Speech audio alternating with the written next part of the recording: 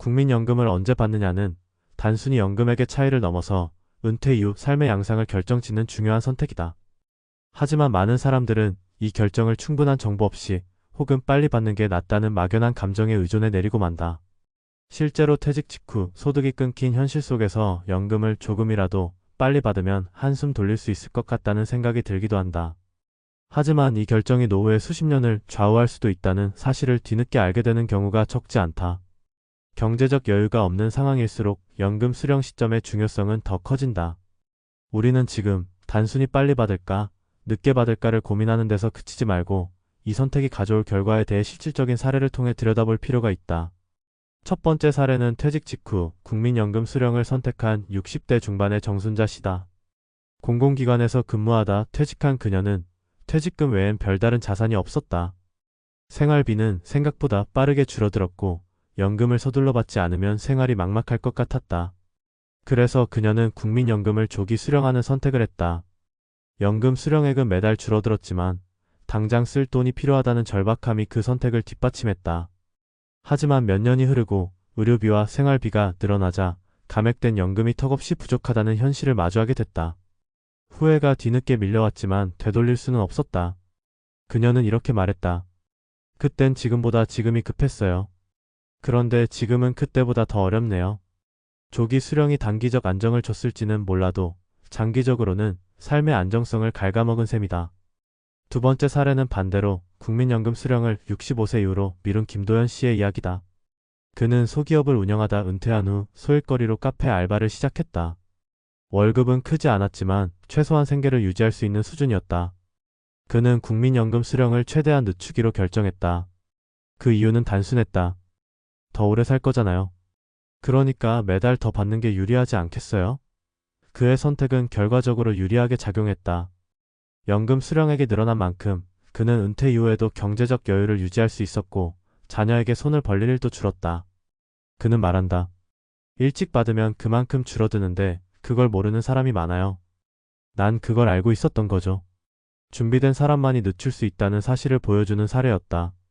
세 번째 사례는 사뭇 다른 결을 지닌다. 62세에 조기 수령을 결정한 이기호 씨는 당시 본인의 건강 상태와 가족력을 고려한 선택이었다. 부친과 형 모두 칠순을 넘기지 못했고 본인도 심혈관 질환으로 고생하고 있었다. 그는 자신이 오래 살지 못할 거라는 판단하에 연금을 최대한 빨리 받는 쪽을 택했다. 그로부터 6년이 지난 지금 그는 여전히 건강하게 지내고 있지만 여전히 본인의 선택을 후회하진 않는다. 내가 오래 살지는 모르겠지만 일단 그동안 연금을 받으면서 생활을 유지할 수 있었으니 됐죠. 사람마다 사정은 다르잖아요. 수명과 건강, 가족력까지 고려한 결정은 각자의 현실에 따라 정답이 다를 수 있음을 보여준다. 이 세 가지 사례는 단순한 선택의 문제가 아니라 노후를 어떻게 설계하고 무엇을 우선순위로 둘 것인가에 대한 고민이 필요하다는 것을 말해준다. 연금 수령 시기를 결정할 때 당장의 생활비를 기준으로 할 것인가 아니면 10년 뒤에 자신을 기준으로 할 것인가는 각자의 상황에 따라 달라진다. 하지만 중요한 건 단 한 번의 선택이 수십 년의 삶을 바꿀 수 있다는 사실이다. 그리고 이 선택이 되돌릴 수 없는 만큼 미리 정보를 알고 자신에게 맞는 길을 찾는 것이 무엇보다 중요하다. 연금을 빨리 받는다고 해서 손해라고 단정 지을 수는 없다. 하지만 수령 시점에 따라 전체 수령액에 큰 차이가 나는 건 사실이다. 장수 시대에 접어든 지금 살아가는 횟수만큼 연금은 더 절실하다. 그리고 대부분의 사람들은 예상보다 오래 산다. 건강하게 오래 사는 것이 축복이 아니라 오히려 재정적 부담으로 다가오는 현실에서 연금 수령의 타이밍은 단순한 숫자의 문제가 아니다. 그것은 곧 생존의 문제이며 삶의 질을 가늠하는 기준이 된다. 우리는 은퇴를 끝이 아닌 다음 생의 시작으로 본다. 그렇다면 그 시작에 필요한 연금이라는 기반을 언제부터 어떻게 펼쳐야 할지에 대한 고민은 단순한 선택이 아닌 전략이 되어야 한다. 눈앞의 현실에 밀려 성급하게 내리는 결정이 결국 장기적 고통으로 되돌아오지 않도록 지금 필요한 건 조금 더 넓은 시야다. 연금은 기다린 만큼 더 준다. 하지만 그 기다림을 감당할 체력과 전략이 없다면 그조차도 사치가 될 수 있다. 그래서 지금 이 순간 연금을 언제 받을지보다 어떤 삶을 살고 싶은지를 먼저 묻는 것이 우선이다. 선택의 기준은 나이도 액수도 아닌 삶이다. 그리고 그 삶을 얼마나 후회 없이 살아내고 싶은지에 따라 연금의 시점은 달라져야 한다. 국민연금 수령 시점을 앞당길 것이냐, 늦출 것이냐는 질문은 단순히 얼마를 더 받고 덜 받느냐의 문제가 아니다. 실제로는 은퇴 이후 삶의 구조, 건강 상태, 소득 유무, 가족의 경제력까지 복합적으로 얽혀있는 문제다. 그런데도 많은 사람들이 국민연금을 너무 단순한 산술적 계산만으로 접근하거나 감정적인 선택에 맡겨버리는 경우가 많다.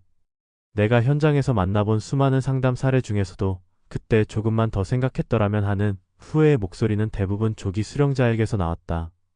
그들이 선택을 잘못했다는 뜻이 아니라 충분한 정보 없이 급하게 결정을 내렸다는 점이 공통적이라는 의미다. 국민연금은 기본적으로 소득이 끊긴 노후에 국가가 제공하는 최소한의 소득 보장 장치다. 그런데 최소한의 보장이라는 말은 다른 말로 하면 이 연금 하나만으로는 사실상 안정된 노후를 기대하기 어렵다는 뜻이기도 하다. 그런 상황에서 수령 시기를 앞당기면 매달 받는 금액이 줄어든다. 반대로 늦추면 금액은 늘어난다. 이 구조 자체는 이미 알려진 사실이다. 그런데 왜 조기 수령을 선택하는 사람이 많을까? 그건 우리 사회가 여전히 퇴직 이후 수입이 끊기는 데 대한 두려움이 크고 실제로 퇴직 후에도 일정한 소득이 유지되는 경우가 드물기 때문이다. 하지만 문제는 바로 거기에 있다. 당장의 생활비 때문에 조기 수령을 택한 이들이 몇 년 뒤에 다시 경제적 압박에 시달리는 경우가 너무 많다. 이게 무슨 말이냐면 연금을 당겨받았다고 해서 실제 생활의 안정성이 확보되는 건 아니라는 거다. 퇴직 직후엔 조금 여유가 생기는 듯하지만 이게 오히려 미래의 여지를 갉아먹는다. 예를 들어 60세에 연금을 받기 시작하면 한 달에 30만 원을 받는다고 치자. 이걸 65세까지 기다리면 40만 원이 된다고 할 때 단기적으로야 앞선 선택이 나아 보일 수 있다. 하지만 10년, 20년이라는 시간의 흐름을 생각하면 상황은 완전히 달라진다. 특히 장수 시대에선 말이다. 이제 많은 이들이 평균 수명을 기준으로 삶을 준비해야 한다. 그리고 단지 오래 사는 게 아니라 의료비를 포함한 생활비가 늘어나는 시기를 대비해야 한다. 그런 점에서 국민연금의 수령 시점을 조정한다는 건 단순히 돈을 빨리 받을까 말까의 문제가 아니라 그 돈이 부족해지는 시기를 어떻게 미루거나 대비할 수 있을까 하는 전략적인 사고가 필요한 영역이다. 특히 중요한 건 건강이다. 내가 직접 상담했던 한 중년 부부의 사례가 그렇다. 남편은 조기 수령을 강하게 원했다.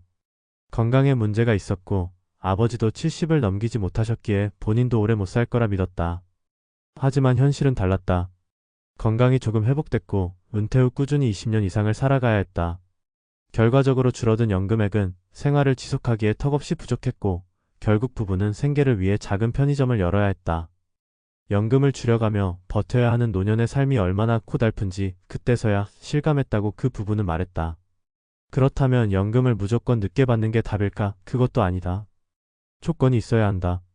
첫째, 연금을 기다리는 동안 생활을 버틸 수 있는 최소한의 소득원이 있어야 한다. 퇴직금이나 금융자산 혹은 파트타임 일자리라도 확보되어 있어야 한다. 둘째, 건강이 따라줘야 한다. 연금을 늦춰서 수령액이 늘어나도 정작 건강이 나빠져 병원비로 다 쓰게 되면 아무런 의미가 없다. 셋째, 연금 외에 다른 준비가 되어 있는지도 고려해야 한다. 즉, 국민연금을 중심으로 한 노후 플랜이 전체적으로 짜여 있어야 수령 시점을 유연하게 조정할 수 있는 거다. 많은 사람들이 실수하는 지점은 여기다. 연금만 보면 당장 얼마나 손해인지 이득인지 계산하는 데 집중한다. 그런데 연금 하나만 놓고 보면 절대 답이 나오지 않는다. 중요한 건 내가 연금 외에 뭘 갖고 있는지다. 예를 들어 자녀 지원이 가능한지, 건강보험료 부담은 어떻게 될지, 주거는 안정적인지 등 이런 요인들이 모두 연금의 실질 가치를 결정짓는 배경이 된다. 그래서 연금은 홀로 결정할 수 있는 게 아니라 내 삶 전체를 두고 바라봐야 한다. 내가 강조하고 싶은 건 이거다. 연금은 돈의 문제가 아니라 시간의 문제라는 거다. 얼마나 오래 살 것이며 그 시간 동안 얼마나 필요한 돈이 있으며 그 돈을 어느 시점부터 어떻게 나눴을지에 대한 시뮬레이션이 먼저 필요하다. 그리고 이건 단순히 연금 계산기 돌리는 수준이 아니라 실제로 은퇴 이후의 라이프 스타일을 얼마나 구체적으로 상상하고 준비했는지에 따라 달라진다. 연금을 빨리 받아서 5년간 편해지고 그 후 20년간 쪼들릴 건지 5년간 조금 고생해도 이후 20년을 안정적으로 살 건지를 묻는 것이다. 또 하나, 요즘 60대는 예전 60대가 아니다. 평균적으로 더 오래 살고 더 활동적이며 은퇴 이후에도 새로운 일을 시작하려는 사람들이 많다. 이런 흐름 속에서 연금을 늦추는 건 단순히 돈을 더 받기 위한 계산이 아니라 삶의 리듬을 길게 가져가겠다는 선언이기도 하다. 그래서 연금 수령 시점을 결정하기 전엔 반드시 본인의 건강 상태, 소득원 유무, 그리고 삶에 대한 태도까지 전반적으로 점검해봐야 한다. 그래야만 후회하지 않는다. 결론적으로 국민연금 수령 시점은 빠를수록 유리한 게 아니다. 더 늦출수록 무조건 좋은 것도 아니다. 중요한 건 내가 연금을 어떤 삶의 설계 안에서 다루고 있느냐는 거다. 그저 돈이 부족하니 일찍 받고 건강하니까 늦게 받는다는 단순한 이분법에서 벗어나야 한다. 연금은 생존의 전략이고 수십 년을 버텨야 하는 노후의 안전망이다. 이 안전망을 어떤 타이밍에 어떤 방식으로 활용하느냐가 내 노후의 질을 결정짓는다. 그리고 그 선택은 반드시 후회 없이 신중하게 이뤄져야 한다. 연금을 다루는 자세는 결국 내 인생을 다루는 태도이기 때문이다.